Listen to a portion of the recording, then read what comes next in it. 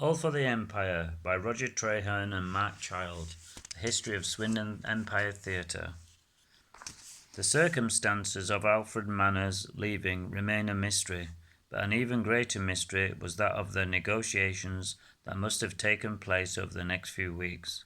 The theatre remained closed until August 1907, and there were no further newspaper or trade press reports about it or its personnel. Absolute silence reigned, and George Dance did not appear.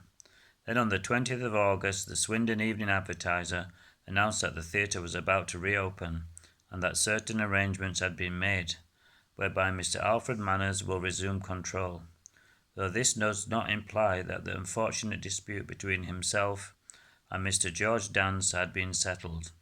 The next day the paper reported that, barring any unforeseen difficulties,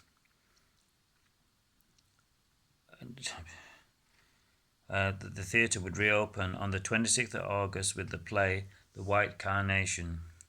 It went on to explain that the dispute had still not been settled, but after a good deal of engineering, certain arrangements had been made whereby Mr. Manners would resume control at the theatre.